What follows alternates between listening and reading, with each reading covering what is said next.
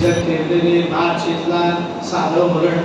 काल होतं की नाही वरण पोळी तुम्हाला, ते साधं वरण बनवत आहे. त्या वरणाला चव फक्त दोन गोष्टींनी येते, एक मीठ आणि एक हिंग. त्या वरणात चव कशाला? मिठाने आणि हिंगाने. ते प्रमाणात टाकलं मला आणि 2 पोळ्यांचा काला केला. मनुष्य जळगावचा झालं मला वरण शिजलं. आता त्याच्यात मीठ टाकलं आणि हिंग टाकण्यासाठी हिंगाची डबी घेतली. लक्षात आलं हिंगाची डबी रिकामी. अरे हिंगाची डबी रिकामी होती. शंका आली, जायफळाची डबी भरलेली. त्या बाईने जायफळ म्हणून काय टाकलं होतं खिरीत? गोंधळीकर महाराजांना समजलं. त्यांनी मगा सांगितलेले 2 मंत्र म्हटले, सीताकांत स्मरण जय जय राम, श्रीराम जय राम जय जय राम. पण गोंधळीकर महाराज रामाला नैवेद्य दाखवण्यासाठी विहिरीवर आंघोळीला गेले होते. आंघोळ करून बादली अंगावर घेऊन अंग पुसून, ज्या छातीने म्हणजे रुमालाने अंग पुसलं, ती छाती फक्त अंगाभोवती काय केली होती? लपेटली होती. आणि ओलं वस्त्र नेसलेलं त्याचं पिळलेलं खांद्यावर घेतलं होतं. आणि त्यांना बातमी समजली खिरीत हिंग पडलं. आणि काही काळजी नाही, रामाची खीर आहे, त्यात हिंग पडेलच कसं. झटकन केलं, अंगावरचं वस्त्र पिळं काढलं आणि ते पिळं खिरीवर टाकलं आणि जय जयकार केला. श्रीराम जय राम जय जय राम, सीताकांत स्मरण जय जय. पंगत बसली. गोंधळीकर महाराजांनी खिरीचं पातेलं घेतलं वाढायला. खिरिया खिरिया खिरिया आग्रह करून वाढू लागले. ज्याची जशी शरीर प्रकृती, कोणी 1 द्रोण पेला, कोणी 2 द्रोण पेले, कोणी 3 द्रोण पेले. माझ्यासारखा एक ब्राह्मण होता, त्याने 7 द्रोण पेले. शेवटची पंगत बसली, एवढी खीर राहिली. गोंधळीकर महाराजांनी सांगितलं, तुम्ही 4 जण जेवण करून घ्या. आणि महाराज तुम्ही म्हणे मी सरते शेवटी. 4 जणांना पोटभर आग्रह केला. 2 द्रोण खीर शिल्लक राहिली. महाराजांनी सांगितली 1 द्रोण मला काढा. 1 द्रोण 2 पैकी काढली. आणि आता अक्काबाईने तो हिंग टाकला होता. तिला सांगितलं अक्काबाई हिंग भरपूर ठेवली. तर हिंगाची पोळी होऊन त्या खिरीवरती घट्ट बसून ती पातेल्याला चिकटून राहिलेली होती. हा प्रभाव कशाचा? मंत्राचा. महाप्रभाव मी पाहिला. 1 दिवस बायकोला सांगितलं खीर मी बनवतो. टाकलं हिंगवाला आणि जप केला. सीताकांत स्मरण जय जय राम, श्रीराम जय राम. बायकोला खीर वाढली. म्हटलं खीर कशी झाली? तिने पहिल्यांदा फू करून उडून म्हणजे काय आपली कथा सांगते. लक्षात ठेवा, खीर तीच आहे, हिंग तोच आहे, मंत्र ही तोच आहे, राम ही तोच आहे. पण मुख महाराजांचं नाही, ते संकेत दीक्षित. लक्षात ठेवा, कुठला मंत्र कोणी म्हणावा याचा काय आहे? विवेक. त्या मंत्राच्या पाठीमागे तपश्चर्या असते. काय असते? म्हणून वसिष्ठ ऋषी सांगतात, पुत्र कामेष्टी यज्ञाचे मंत्र ऋष्यशृंगाने म्हणले तर अन्यथा पुत्र नाही. मग राजा दशरथाने ऋष्यशृंग ऋषींना मंत्र पाठवलं. एका शुभ मुहूर्तावरती शुभ वेळी यज्ञस्थळाचे भूमिपूजन झालं. यज्ञ मंडप उभारला आणि यज्ञाला प्रारंभ झाला. 1 महिनाभर पुत्र कामेष्टी यज्ञ संपन्न झाला. रामायणात सांगितलं की राजा दशरथ श्रद्धेने यज्ञ करत होता. ऋष्यशृंग श्रद्धेने मंत्र म्हणत होता. या दोघांच्या श्रद्धेचं फळ साक्षात यज्ञ कुंडातून यज्ञ नारायण भगवान की कोण प्रगट झालं.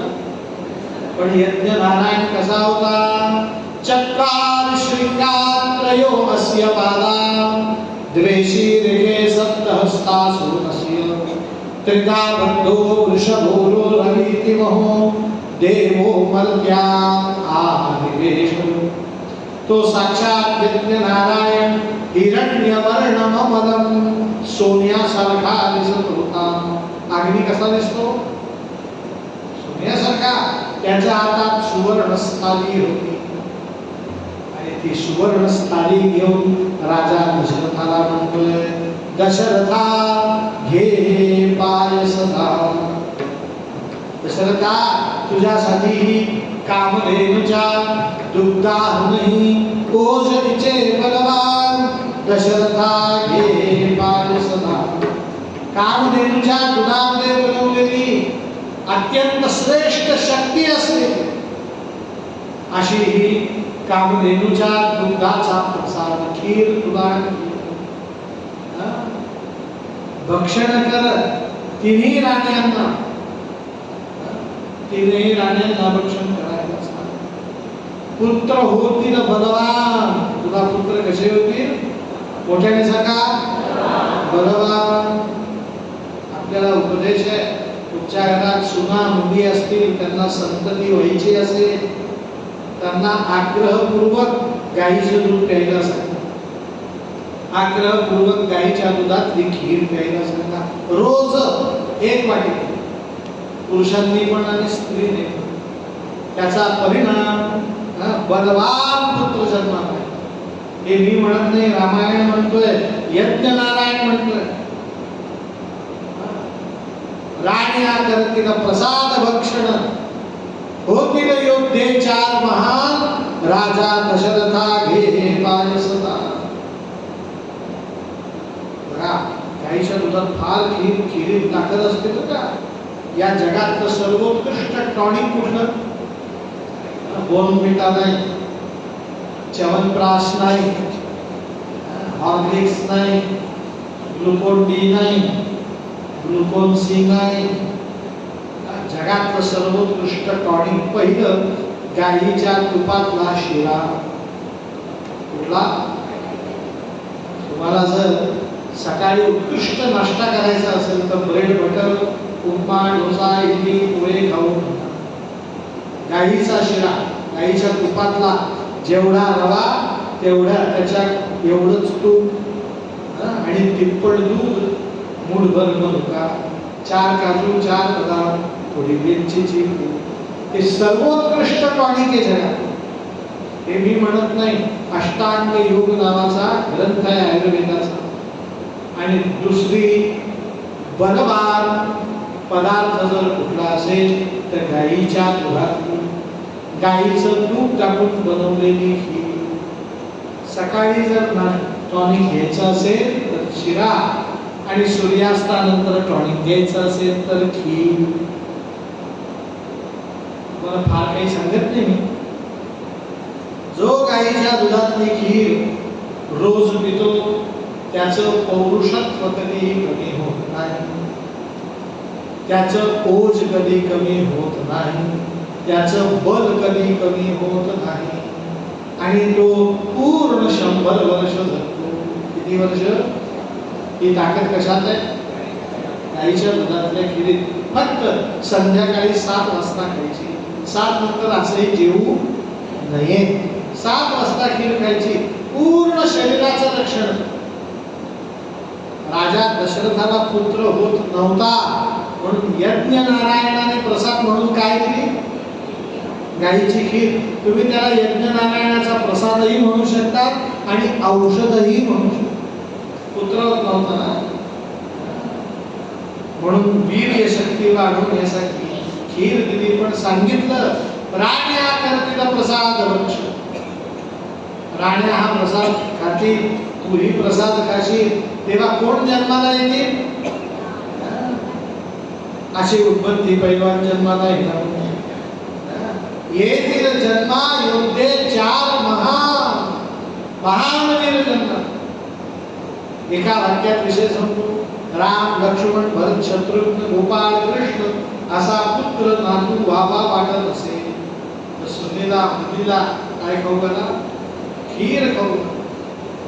400 रुपये किलोचा बोर्नव्हिटाचा डबा घरी आणू नका. च्यवनप्राश अवश्य खा, आपलं आयुर्वेदिक औषध आहे, पण ते वृद्धापकाळात खाण्याची गरज नाही. खरं वर कशात आहे? नारायण शिरा.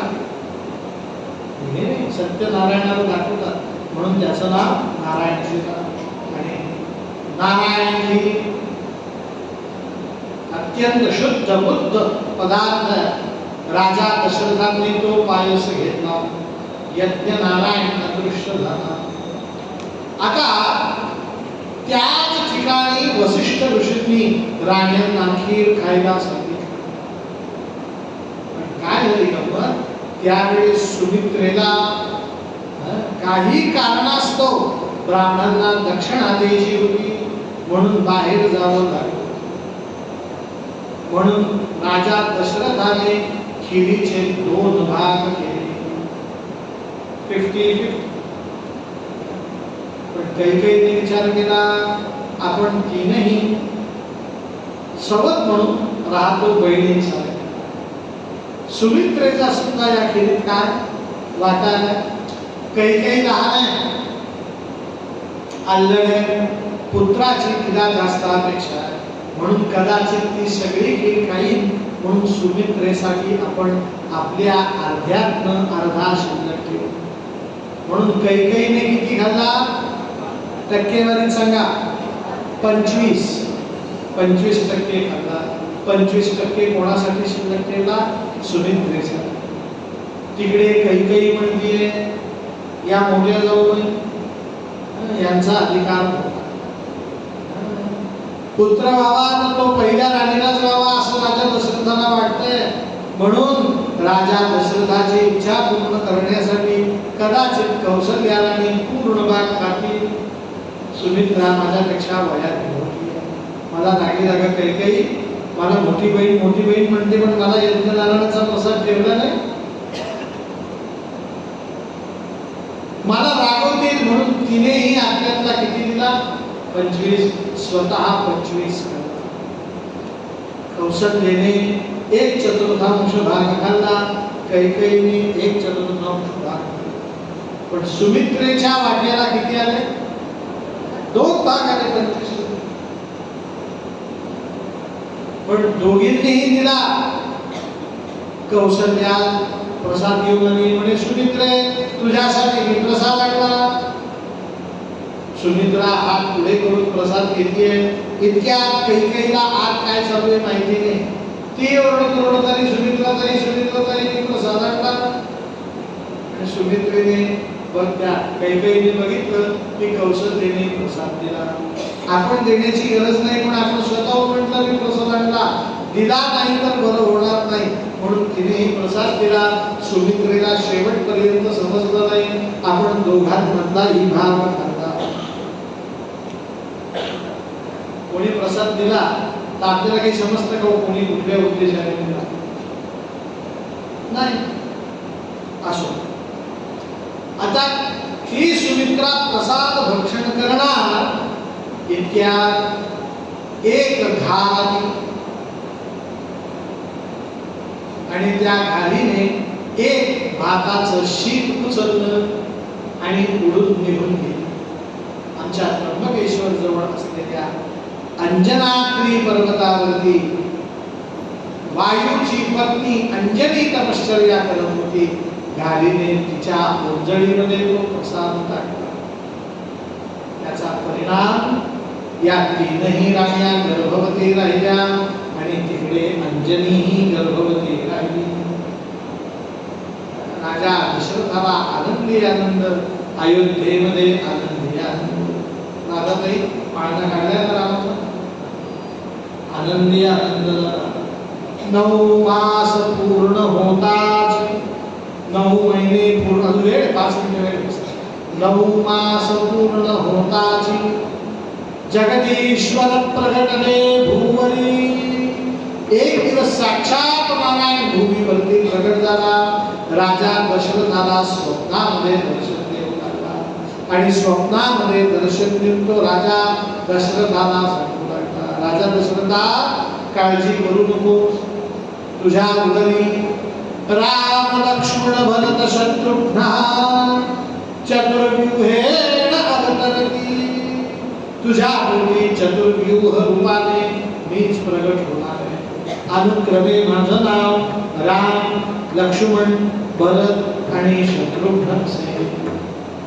मी स्वतः नारायण, माझं शंख चक्र गदा पद्मांचं रूप अनुक्रमे लक्ष्मण भरत आणि शत्रुघ्न जन्माला येतील. काळजी करू नको, तू आला की तुझ्या नगरीचं नाव सार्थ होईल अयोध्या. इथे कधीही युद्ध होणार नाही, सगळं मंगल होईल. कारण मी कोण आहे? मंगलानांच मंगलम, मी मंगळांचंही मंगल आहे. तू काहीही काळजी करू नको. आमच्या राजा दशरथाला आनंदी आनंद झाला. आता राजा दशरथाला एका गोष्टीची जाणीव आहे. भागवतात आपलं रामायणात राजा दशरथाला रसिक म्हटलेलं. काय म्हटलेलं? रसिक शब्द माहितीये का? रसिक म्हणजे काय? प्रत्येक गोष्टीचा आनंद घेणारा, त्याला काय म्हणायचं? रसिक. अयोध्येला रसिक मनुष्य जर आला ना, रोज रामाला जातो, रोज शरीरावर जातो, प्रत्येक मंदिराचं दर्शन घेतो, थोडीशी खरेदी करतो, त्याला जे जे सांगाल ते करतो. पण ते करत असताना तो रसिकतेचं भान ठेवतो. काय ठेवतो? भान ठेवतो.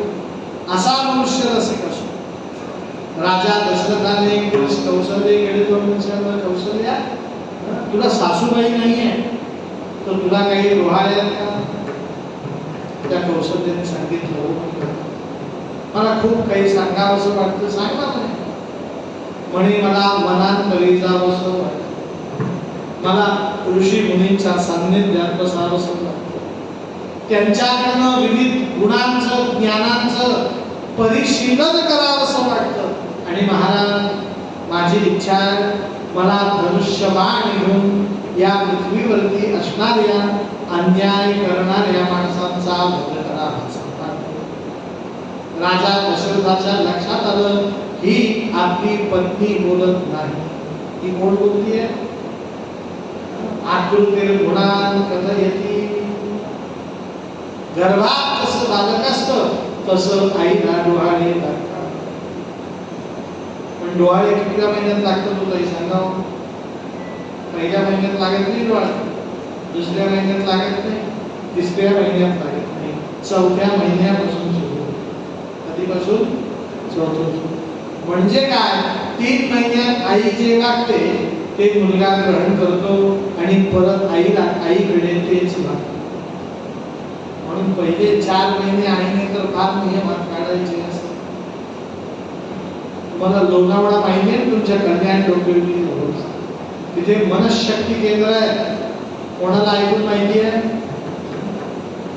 तिथे गर्भसंस्कार केला जातो. एखादी गोष्ट लक्षात ठेवण्यासाठी कुठला अवयव लागतो सांगा बरं मला? मेंदू. आणि मेंदू कधीपर्यंत कार्य करतो? जोपर्यंत मेंदूमध्ये पुरेसं पाणी शरीर पुरवठा करतो. ज्याप्रमाणे डेऱ्यामध्ये ताकात लोणी असतं तसं आपला मेंदू पाण्यामध्ये. तुम्हाला अजून 30-40 वर्षांनी असंही ऐकलं, संकेत दीक्षित आम्ही जाऊन भेटलो ना मागच्या 40 वर्षांनी, पण का आता नाही, काही बोलू नका. 40 वर्षात मला भेटायला आले तर भेटून आलो, काही त्यांच्या लक्षात नाही, मला ओळखलं नाही.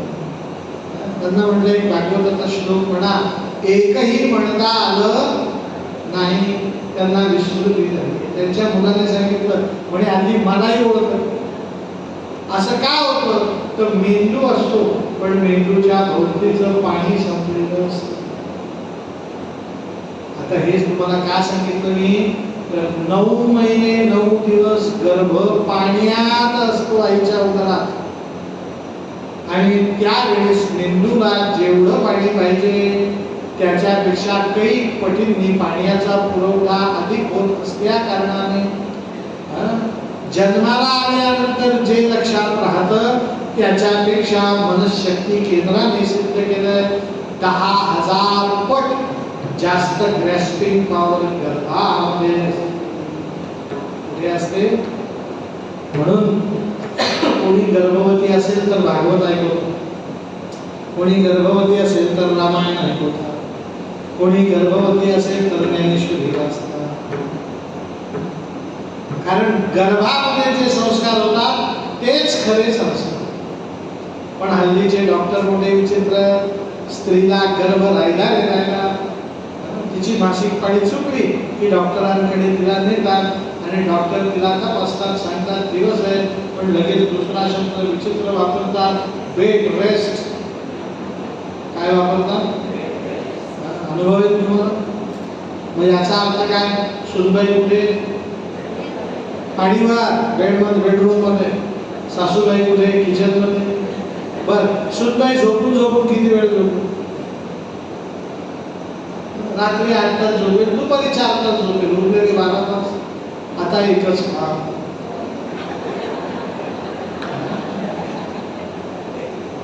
बर, हा खेळ इतका वाईट आहे, किती वेळा वर करा खालचं संपत शेवट येतो का आता व्हिडिओ संपते असं केलं ते. मग ती आई बाळ जन्माला आल्यावर आमच्याकडे पत्रिका घेऊन येते आणि मुली मोबाईल दिल्याशिवाय हा जेवण, टीव्ही पाहिल्याशिवाय हा जेवण. आता तिला एक कोणी सांगायचं, खरं सांग की तू किती मोबाईल पाहिला होता? तुम्हाला सांगून ठेवतो, तुम्हाला गंमत वाटेल, पण गंमत वाटली तरी ऐका, आमचं सांगण्याचं काम आहे. गर्भ राहिला रे राहिला की पहिल्यांदा तिखट खाणं बंद करायचं. काय खाणं बंद करायचं? मसाल्याचे पदार्थ बंद करायचे, सात्विक आहार घेणं सुरू करायचं. अत्यंत गोरी गोमटी, ज्ञानी, प्रज्ञावान, मेधावान, प्रजावान, बुद्धिवान, भाग्यवान संतती जन्माला येते. 9 महिने तिखट खायचं नाही, मसालेदार खायचं नाही, बेड रेस्ट घ्यायची नाही, भरपूर काम करायचं, उत्तम लोकांच्या सान्निध्यात राहायचं, उत्तम ग्रंथ वाचायचे आणि आनंदी जीवन व्यतीत करायचं. एवढे गुण असलेलं बालक जन्माला. कौशल्याने मागणी केली, मला ऋषीमुनींकडे जायचंय, दुर्जनांचा नाश करायचा वाटतोय, हे प्रभू रामचंद्र बोलत होते. कोण बोलत होते? सुमित्रेला विचारलं, तुला काय वाटतं? म्हणे, मला कधी असं वाटतं की कौशल्याच्या महालात जाऊन बसावं, कधी वाटतं कैकेयीच्या महालात जाऊन बसावं. कौशल्याच्या महालात गेलं की कौशल्याच्या पायाजवळ बसावंसं वाटतं, पण कैकेयीच्या महालात गेल्यावरती मला मिठी मारावीशी वाटते. कैकेयीच्या महालात मौन बसावंसं वाटतं. सुमित्रा म्हणते, कैकेयीच्या महालात कसं बसावंसं वाटतं? मौन. पण रामाच्या कौशल्याच्या महालात गेलं की खूप बोलावंसं वाटतं. बघा, सुमित्रेच्या उदरात किती जुळा गर्भ आहे. 2 प्रसाद खाल्ले ना तिने, 2 भाग खाल्ले ना. म्हणून एका मुलाचं नाव आहे लक्ष्मण, एकाचं नाव आहे शत्रुघ्न. हे दोघं सख्खे भाऊ तर का सुमित्रेचे पुत्र. ती म्हणतीये कौशल्याच्या महालात गेल्यावर खूप बोलावंसं वाटतं. मी सांगतो तेच बरोबर आहे. सुमित्रेचे भाऊ, तुम्ही गडबड करू नका. मी रामायण वाचून सांगतो, तुम्ही रामानंद सागर वाचून सांगा. सुमित्रेच्या महालात, सुमित्रा म्हणजे कौशल्याच्या महालात गेल्यावर खूप बोलावंसं वाटतंय, कारण कौशल्याच्या महालात जाणारा गर्भ लक्ष्मण तो खूप बोलतो. वेळ प्रसंगी रामाला रागवतो, पण तोच म्हणतो, तीच म्हणते, त्या कैकेयीच्या महालात गेल्यावर मौन राहावं असं वाटतं, कारण तिथे शत्रुघ्न आहे. आणि रामायणात तुम्हाला एकच वाक्य सांगतो मी, सगळं रामायण मी तुम्हाला सांगितलं, पण शत्रुघ्नाचं नाव 5 वेळा सुद्धा येतं. कारण शत्रुघ्न पूर्ण रामायण कसं आहे, मौन. शत्रुघ्नाला मौन म्हणते. पूर्ण रामायणात शत्रुघ्न फार येत तो मौन आहे. आणि ज्या वेळेस कैकेयीच्या महाराज जातो त्यावेळेस ती कैकेयी सांगते, मला काय माहिती काय वाटतंय, असं वाटतं कौसल्येच्या महाराज जावं. कैकेयी त्या कौसल्येच्या महाराज जाऊन कैकेयी म्हणतीये, तिच्या चपला पादत्राणं हातात घ्यावे आणि डोक्यावर घालून फिरला. कारण तिच्या उदरात कोण वाटतोय, भरत. राजा दशरथाने वसिष्ठ ऋषींना या डोहाळ्यांच्या संदर्भात माहिती दिली. वसिष्ठ ऋषींनी सांगितलं, राजा मी ऋषी आहे, ब्रह्मर्षी आहे, ब्राह्मण कुळात जन्माला आलो म्हणून ब्रह्मर्षी. मी हे सर्व जाणतो, पण तुला एवढंच सांगतो की तुझ्या उदरी जन्माला येणारे सामान्य पुत्र नाही. वस्तुतः गुरुने तुला यथार्थ माहिती द्यायला पाहिजे, पण तुला स्वच्छ सांगतो, कोण जन्माला येणार आहे याचं ज्ञान पूर्ण मलाही झालं नाही, तर मी तुला काय असो. राजा दशरथाच्या घरी आनंद झाला. एक दिवस वसिष्ठ ऋषी आले, म्हणे राजा दशरथा चैत्र मास लागला, याला मधुमास म्हणतात. काय म्हणतात? या मधुमासात तुझ्या घरी आनंद वाटता येईल. राजा दशरथाने अनुष्ठानाला ब्राह्मण बसवले. कोणी चंडिकेचा जप करतो, कोणी रुद्राचा जप करतो, कोणी गणपतीचा जप करतो, कोणी सूर्याचा जप करतो, कोणी नारायणाचा जप करतो. अयोध्येतल्या मंदिरामध्ये ब्राह्मण जपाला बसले. त्या देवतांची पूजा होऊ लागली. शरयू नदीची खण नारळाने उभी भरायला प्रारंभ झाला. अनेक सुवासिनी येतात, स्नान करतात. राजा दशरथाने दिलेली सगळीकडे देवताच्या कुलाचार सुरू आहे, पण आनंदी आनंदाच्या वातावरणात एक गोष्ट मात्र अशी घडतीये की आकाशामध्ये रोज दुपारी 12 वाजता येणारा सूर्य अधिक तप्त होऊ लागला. सूर्यनारायणाची ती उष्णता जनसामान्यांना अवघड करून आणली जातात. परिणाम वसिष्ठ ऋषी सांगतात, सगळ्यांनी हात जोडा. हा श्लोक फार महत्वाचा आहे बरं का, राम जन्माच्या आधीचा श्लोक.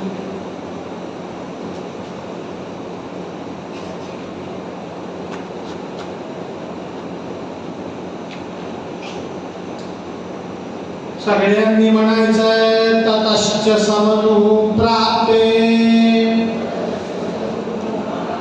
ततश्च समनु प्राप्ते चैत्रे मासे शुभे तिथौ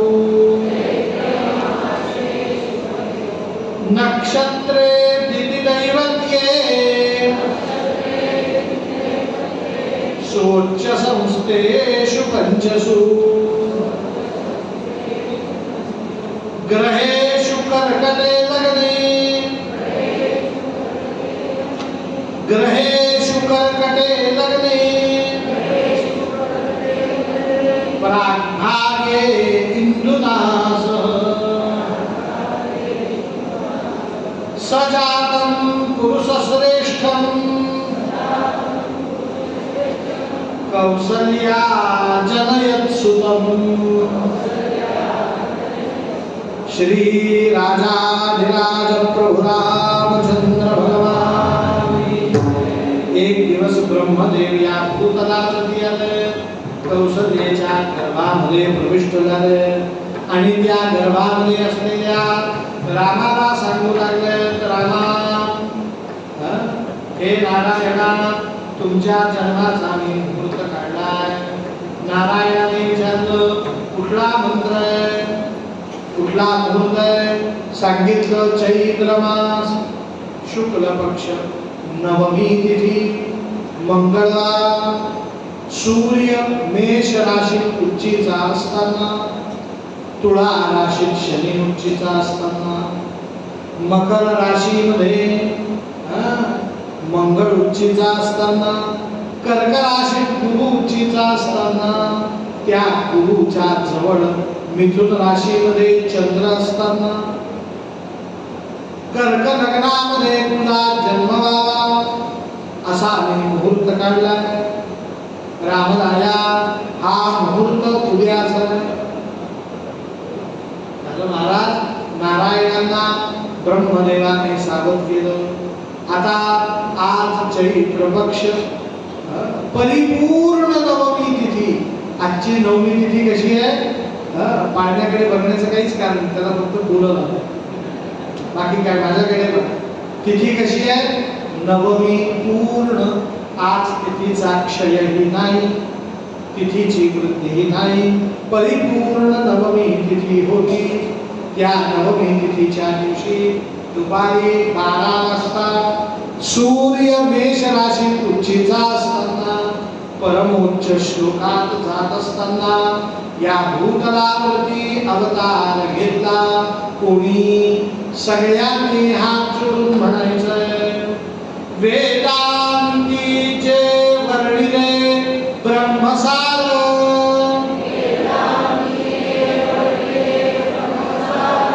वेदांतीचे वर्णिले ब्रह्मसार,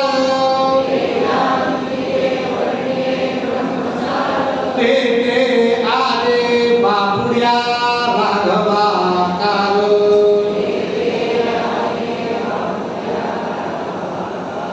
धन्य कौसल्या गर्भाची ती सुखाची, धन्य कौसल्या गर्भाची ती सुखाची, रामा जन्मला कांती शोभे सुखाची.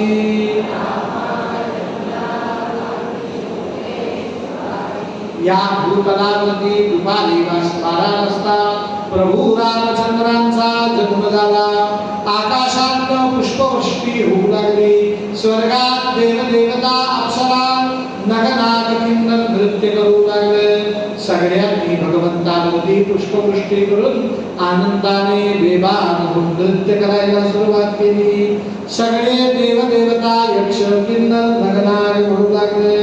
लोकाभिरामं रणरंगधीरं राजीवनेत्रं रघुवंशनाथं कारुण्यरूपं करुणाकरं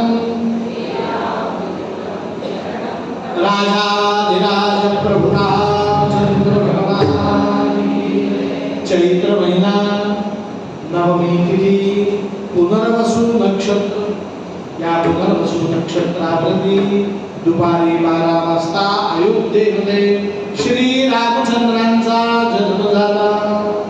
राजा कौशल्येच्या महालामध्ये सनई चौघडा वाजू लागला. पण राजा दशरथाची चिंता काही संपन्न. कारण का? इकडे कौशल्यासून सुमित्रेला प्रसूती वेदना सुरू झाल्या. श्री वाल्मिकी सांगतात, दुसऱ्या दिवशीची सकाळ तिथी सूर्योदय झालेला नाही म्हणून बदललेली नाही नवमी तिथी. वार मात्र बदललाय बुधवार. नक्षत्र बदललेलं आहे पुष्य. आणि या पुष्य नक्षत्रावरती बुधवारी नवमी तिथीच्या दिवशी श्री सुमित्रा राणीने 2 पुत्रांना जन्म दिला. श्री लक्ष्मण महाराज की, श्री शत्रुघ्न महाराज की. आता राजा दशरथाला 2 चिंता संपल्या, 1 चिंता शिल्लक आहे. मी तुम्हाला आजच सांगतो, उद्याच्या कथेची प्रस्तावना राजा दशरथाची कैकेयी ही आवडती कथा. तिच्याबद्दल राजा दशरथाच्या मनात मुद्दाम इंग्लिश शब्द समजेल म्हणून सॉफ्ट कॉर्नर असा वापरला आहे. का बरं? तर राजा दशरथाचं वय आता प्रौढ आहे. कशी आहे? पण कैकेयी मात्र अजून तारुण्य संपन्न आहे. आता कौशल्या तरुण नाही, सुमित्रा तरुण नाहीये, कोण आहे? कैकेयी. पण कैकेयी नुसती तरुण आहे अशातला भाग नाही, ती विद्या विनय संपन्न आहे. तिच्याकडे विद्या सुद्धा आहे आणि विनय सुद्धा आहे. आणि तिचा मुखातून बाहेर पडणारा प्रत्येक शब्द जणू ती मधात उडवून बाहेर काढते. तिचा प्रत्येक शब्द कसा आहे? जणू ते मधाचं मडकं घेऊनच बसतं. काही बोलली की मधात उडवून शब्द. आणि राजा दशरथाला तिच्या मुखातले शब्द वर ते नुसते शब्द मधुर आहेत असं नाही, ती आश्वासन बोलते. कशी बोलते? आश्वासन माहिती? आमच्या नाशिकला आमच्या वडिलांना मधुमेह होता. काय होता? मधुमेह रक्तात काय असतं? साखर. एक दिवस आमचे वडील साखर तपासायला ते मी नाशिकला गेलो आणि उपाशी पोटी मोजायची तर ती उपाशी पोटी मोजली आणि 200 भरली. आश्वासक काय असतं सांग? ते डॉक्टर इतके आमच्या वडिलांना फडफड फडफड फडफड बोलते. मी काय साखर आहे का? हे काय वागणे आहे का? मी सांगतो ते औषध घ्यायला नको, मी सांगतो ते पथ्य पाळायला नको, व्यायाम करायला नको, गोड खायचं, नानाकडे साखर घेऊन यायची आणि ती उपाशी पोटी 200 भरायची. त्या आमचे वडील नाना म्हणे शक्य डॉक्टर बदल बाबू, आज सकाळी सकाळी खूप बोलतो म्हणून आता काय साखर माझ्या हातात आहे का कमी होणं जास्त? तर त्यांच्या इतकाच विद्वान आमच्या नाशिकला एक डॉक्टर होता, त्यांचं नाव बाबा शुक्ल. त्यांच्याकडे त्याच दिवशी साखर तपासली. या डॉक्टरकडे तर 200 भरली होती, त्यांच्याकडे जाईपर्यंत ती 202 झाली. पण त्यांनी आमच्या वडिलांना सांगितलं म्हणे मोहन किती साखर निघाली? 202. म्हणे मोहन ब्राह्मणाच्या पोटात 202 साखर उपाशी पोटी पाहिजेच. ती उपाशी पोटी असेल तर ब्राह्मण. ज्याच्या पोटात 200 साखर नाही तो काय नाही, तो थोडे लाडू बिडू खाणं कमी कर, बाकी तुला काही झालेलं नाही. त्याला काय म्हणायचं? आश्वासन बोल. तुला रागूनही बोलता येतं आणि विनोदाने बोलता येतं. त्यांनी सांगितलं 200 साखर ज्याच्या रक्तात भरत नाही तो ब्राह्मणच नाही. गोपाल कृष्ण भगवान. ही कैकेयी आश्वासन बोलते आणि ती अवघडली आहे. राजा दशरथाने तिच्या महालात मुक्काम केला. आता दिवस बदलला, सूर्य परत माध्यान्ह काळी आला. चैत्र महिना शुक्ल पक्ष एकादशी तिथी. कुठली तिथी? गुरुवार पुष्य नक्षत्राच्या दिवशी राजाधिराज श्री भरत महाराज 10 दिवस राजा दशरथाने आनंदोत्सव साजरा केला. अनेक प्रकारचे दान वाटले. 11व्या दिवशी घरात गाय वासरू वाटलं, तिला घरात फिरवलं, गोमूत्र शिंपडलं. राजा दशरथाचं सोयर संपलं. वसिष्ठ ऋषींना बोलवलं, गणपतीची पूजा केली, पुण्याहवाचन केलं, मातृका पूजन केलं, वसोधारा पूजन केलं, आयुष्य मंत्र जप केला, नांदी श्राद्ध केलं. आणि केल्यानंतर वसिष्ठांनी श्री कौसल्या पुत्राला मांडीवर केली आणि त्याच्या सर्वांगावर हात फिरवून त्याचं नाव ठेवलं राम. काय नाव ठेवलं? राजा दशरथाने विचारलं, वसिष्ठ महाराज तुम्ही नाव सांगितलं ते निश्चित झालं, पण राम शब्दाचा अर्थ सांगा. वसिष्ठ ऋषींनी रामायणामध्ये 4 अध्याय राम नामाचं महत्व सांगितलं. किती अध्याय? ते म्हणतात राम इत्यभिरामेण वपुषा तस्य चोदितः नामधेय पुरुषचक्रे जगते प्रथम मंगल. हे राजा दशरथा, या जगातलं सकाळी उठल्या उठल्या उच्चारण करावं असं मंगल नाम राम.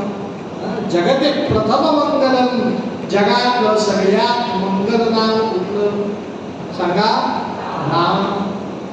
तुम्हाला कधी संधी मिळाली नातवाचं नाव ठेवायचं तर राम नाम ठेवा. ते जगातलं पहिलं मंगल नाम आहे. बर, या नामाचा दुसरा अर्थ आहे रमयन सुहृदय जनैः. सगळ्यांमध्ये रममाण होतो, विरघळून जातो त्याला म्हणतात राम. राम हा सर्वसमावेशक आहे. राम हा एकांगी नाही.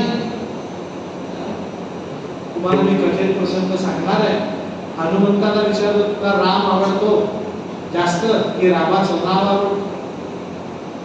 हनुमंतांनी राम सिंहासनावर बसलेले असताना सांगितलं, रामा मला तुमच्यापेक्षा तुमचं नाव आवडतं. म्हणे काय? मी आणि माझं नाव याच्यात काय फरक आहे? म्हणे काहीच फरक नाही, दोघेही सारखे. म्हणे तरी ते काय आवडतं? म्हणे रामा तू फक्त अयोध्यावासियांचा उद्धार करतो, पण तुझं राम नाम या भारतातले सगळे लोक घेतात आणि ते जिथे असतील तिथे त्यांचा काय होतो? उद्धार होतो. तू उद्धार फक्त कुठे करू शकतो? अयोध्येत आधी दर्शनाला आल्यावर.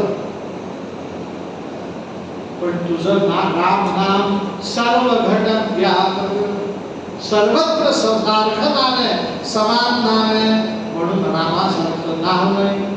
रमयन सुरदैजनी. बर राम नावाचं तिसरं फायदा की या जगात यमदेव, यम माहिती आहे तुम्हाला, तो कोणालाच घाबरत नाही. तो फक्त एकाला घाबरतो. कोणाला? भरजनम भवबीजानां मर्जनम सुख संपदा तर्जनम यमदूतानां. तर्जन म्हणजे थरथर थरथर थरथर कापतात यमदूत. कोणाला? राम रामेति गर्जनम. जो राम राम म्हणतो यमदेवांनाही थरकाप सोडणार हे नाम. आणि या रामाचं चौथं वैशिष्ट्य असं की राम नाम घेता क्षणी भगवंतांना अत्यंत प्रिय असलेल्या विष्णू सहस्त्रनामाचं तात्काळ फळ मिळतं. राम रामेति रामेति रमे रामे मनोरमे सहस्त्रनाम तत्तुल्यं राम नाम वरानने. वसिष्ठ सांगतात, अरे राजा दशरथा, या शंकरांनी भगवंतांचं विष्णू सहस्त्रनाम म्हणायला घेतलं. पार्वतीला फार आवडलं. पार्वती म्हणायला लागली. एक दिवस पार्वतीने सांगितलं, म्हणे महाराज तुमचं हे विष्णू सहस्त्रनाम म्हणणं मला खूप अवघड जातं. म्हणे का? मी स्त्री आहे, मला स्वयंपाक करावा लागतो, ओटा स्वच्छ करावा लागतो, मुलांचं बघावं लागतं, कपडे धुवावे लागतात. स्त्रीच्या वेदना कोणाला माहिती? स्त्रीला कोणी आलं गेलं तर पाहत रोज विष्णू सहस्त्रनाम म्हणणं होईलच असं काही. मग केनो पायेन लघुना, असा काही उपाय का लघु छोटा की ते नाव घेतलं की 1000 नाम घेतल्याचं? त्यावेळेस शंकरांनी ईश्वर उवाच, शंकरांनी सांगितलेला उपाय कुठला? राम रामेति रामेति रमे रामे मनोरमे सहस्रनाम तत्तुल्यं राम नाम वरानने. एका क्षणात राम म्हणता क्षणी विष्णू सहस्रनाम म्हटल्याचं पुण्य मिळतं, असं हे नाव आहे. आमच्या वसिष्ठ ऋषींनी रामाचा हात लावून, चिमुकला हात लावून वसिष्ठ ऋषींना एक ओंजळभर सुवर्ण मुद्रा दिल्या. सुमित्रेचं बाळ हातामध्ये वसिष्ठ ऋषींच्या मांडीवर दिलं. वसिष्ठ ऋषींनी त्या बाळाला निहाळलं आणि सांगितलं, या बाळाचं नाव ठेवतो लक्ष्मणा. म्हणजे महाराज लक्ष्मण म्हणजे काय? म्हणे लक्ष्मीवान स लक्ष्मण. या जगातली सर्व लक्ष्मी ज्याच्या चरणाजवळ लोळत घेईल असा श्रेष्ठ पुरुष, त्याचं नाव लक्ष्मण. मी आता याची व्याख्या करत नाही. लक्ष्मणाच्या चरणाजवळ त्याच्या अवतार समाप्तीच्या वेळेस साक्षात जगदंबा जगज्जननी नारायण पत्नी लक्ष्मी येऊन साष्टांग नमस्कार घालू लागली आणि सांगू लागली, लक्ष्मणा मी रामाची प्रिय आहे. नमामि हरिवंदवा म्हणतात ना श्री सुत्तात तुम्ही, माधवी माधव प्रिया. पण लक्ष्मणा मला रामापेक्षाही तुमचा स्वभाव जास्त आवडला. कारण का? लक्ष्मी म्हणतीये की नारायणाबद्दलची एकनिष्ठता किती पराकोटीची असू शकते याचा मैलाचा दगड म्हणजे लक्ष्मण गावचे तुम्ही आहात, म्हणून मी तुमच्या चरणांची ही अंकित झाली आहे. तुम्हाला महिलाचा दगड माहिती आहे ना? आमचा मुलगा आला शाळेत, मी झोपलेलो म्हणे बाबा परीक्षेचा रिझल्ट लागला. मी झोपेत विचारलं किती, म्हणे 19 मार्क. मी खाटकन झोपेत त्याच्यावर तो रडायला लागला, नाही तू मला चॉकलेट दिलं, बाबांनी मला मारलं. ती बायको भांडायला लागली, म्हणजे का होतं एवढे 19 मार्क मिळाले आणि तुम्ही त्याला मारलं? म्हटलं मग 19 काही मार्क आहेत का? कमीत कमी 35 पाहिजे. ती बायको म्हणते अहो पेपर 20चा होता.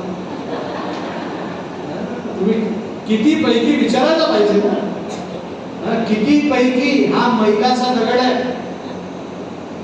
लक्षात आलं का? लक्ष्मण किती रामाची सेवा करू शकतो, हा मैलाचा दगड. तुम्हाला 100 पैकी 80, 100 पैकी नाही 90, तर रामाची भक्ती मी किती केली, तर लक्ष्मणाच्या दशांश, लक्ष्मणाच्या शतांश, लक्ष्मणाच्या सहस्रांश असं म्हणावं लागतं. ही लक्ष्मणाची लक्ष्मी आहे. लक्ष्मीवान स लक्ष्मण. दुसऱ्या पुत्राला कैकेयीच्या मांडीवर घेतलं, हात फिरवला आणि सांगितलं याचं नाव मी ठेवतो भरत. म्हणे भरत म्हणजे काय? म्हणे भरणात पोषणात जायते ती भरत.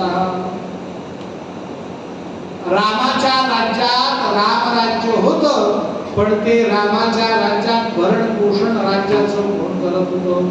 म्हणे भरत. प्रत्येक राजाला उजवा हात लागतो, सगळंच कार्य राजा करू शकतो का? वर्तमान काळात त्या पंतप्रधानांना मिळाला की नाही उजवा? या उत्तर प्रदेशचा कोण आहे तो? मुख्यमंत्री आहे. एक तर संसदेत त्यांच्या उजव्या बाजूला शहा त्यांचा, पंतप्रधानांपर्यंत चेंडू येऊच देत नाही, हेच टोलवून मोकळे होतात. लक्षात ठेवा, हे भरण पोषण आहे, राजाला टिकून ठेव. हे काम रामराज्यात कोणी केलं? भरताने केलं. आणि शत्रुघ्न इति शत्रुघ्न, चौथं नाव ठेवलं शत्रुघ्न. सांगितलं या रामाचं, लक्ष्मणाचं, भरताचं सर्व बळ ज्याच्या हातात आहे, ज्याच्याकडे त्यांच्या बळाच्या कृपाची चावी आहे, त्याचं नाव शत्रुघ्न इति शत्रुघ्न. राम रावणावरती विजय का मिळवू शकला? भरताने 14 वर्ष राज्य का करू शकलं? लक्ष्मण तुम्ही आता आरतीत म्हणाल 14 वर्षे आहार निद्रा नाही तयासी, आहार निद्रेशिवाय हा लक्ष्मण राहू कसा शकला? याला कारण आहे अयोध्येत मौन राहणारा शत्रुघ्न. शत्रुघ्न म्हणजे काय? इथे समजा तुमच्यात एखादा प्रवचनकार आला असेल तर उदाहरण घ्या, त्याला समजलं मी सकाळी एक प्रवचन करणार आहे, दुपारी एक प्रवचन करणार. त्याने विचार केला हे गुरुजी करतात म्हणून मी का करू? बघा त्याचं बळ कुठून निर्माण झालं? माझ्या प्रवचनावर. बरोबर आहे की नाही? त्याने तो ट्राय करून पाहिला, सक्सेस झाला. त्याने 2 प्रवचन केले, यशस्वी केले. कसं? राम रावणावरती यशस्वी झाला, भरत यशस्वी झाला, लक्ष्मण यशस्वी झाला. कारण हे 3 गुण आधी शत्रुघ्नात होते. कसे? ते कथेत आपण पाहणार आहोत. त्यांनी लक्ष्मणाने, भरताने, रामाने शत्रुघ्नाचा दर्शन घेतला. तुम्हाला रामायणात प्रसंग ऐकायला मिळेल. श्रुतकीर्ती ही कोण आहे? मांडवी भरताची बायको, उर्मिला लक्ष्मणाची बायको, जानकी रामाची बायको. आणि श्रुतकीर्ती शत्रुघ्नाची स्तुती करणार आहे. ती म्हणते 3 भावांना बल देणाऱ्या शत्रुघ्नाला नमस्कार. आमच्या वसिष्ठ ऋषींनी 4ही बालकांचं नामकरण केलं. या 4 बालकांचं बालपण शिक्षण कसं झालं ते उद्याच्या कथेमध्ये. एक दिवस या 3ही राण्या एकत्र आल्या आणि कौशल्येला सांगितलं, कौशल्य आपले चारही पुत्र 3 वेगवेगळ्या राण्यांपासून जरी झाले असले तरी यांना आपण काहीही सांगायचं नाही. त्यांना असं सांगायचं, हे चारही मुलं तुझे. कौशल्य आई, तू चारही मुलांना मांडीवरती घे आणि मांडीचा पाळणा कर आणि त्यांना पाळणा दे. कौशल्यने चारही बालक मांडीवरती घेतले आणि चारही बालकांना पाळणा द्यायला प्रारंभ केला. आपणही या 4 भावंडांना पाळण्यामध्ये ठेवूया आणि रामाचा पाळणा म्हणूया.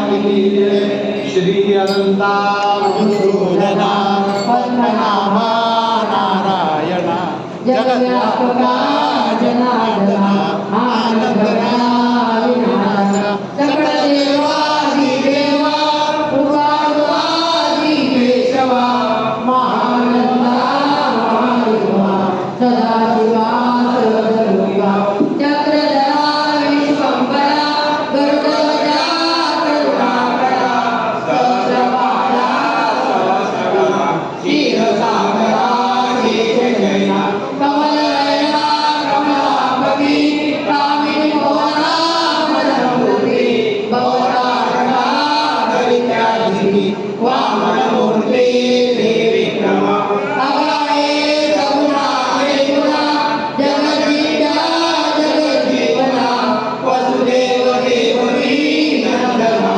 बाळरांगणा बाळकृष्णा तुकारा लोटांगणी मज धावल्या वारी चरणी एकरजसे विनवणी भवमनसी सोडवावे सर्वदेवादी देवा कृपाळुआदि केशवा मानंदा मानोवा सदाशिवा सदरूपा आता विश्वात्मके देवे देवे वाक्याचे पुरुषावे पुरुषोले मनद्रावे प्रसारे रामे जे खडाची व्यंकटी सांडो तया सत्कर्मी रती वाढो भूता परस्परे पडो मैत्री वांदे दुरितांते विविध धावो विश्वर धर्म सूर्य पाहो जो देवाचे तो तेलावो प्राणी गातो वर्षण सकळ मंडळी विपदनी लाडू मांडियाळी अनवरत भूमंडळी भेटतो दया पुता सदा कल्पतरुचे आगमन चेतना चिंतामणीचे गाव ओरले पियुषांचे चंद्रमेचे आचरण मातंडले तापैन हे सर्वाई सदा सज्जन सोयरे होतो किंबहुना सर्वसुखी पूर्ण होई तिने योगी हरियो आदि पुरखे अखंडित आणि ग्रंथोपनिषे विशेष लोके दृष्टाद्रव्ये होवावे एकमने विशेष राहो भाव होई प्रधान पसावो येवरे ज्ञान देवो सिद्धारा येवरे ज्ञान देवो सिद्धारा येवरे ज्ञान देवो सिद्धारा भगवान की जय. सगळ्यांनी प्रसाद घेतल्याशिवाय जायचं नाही.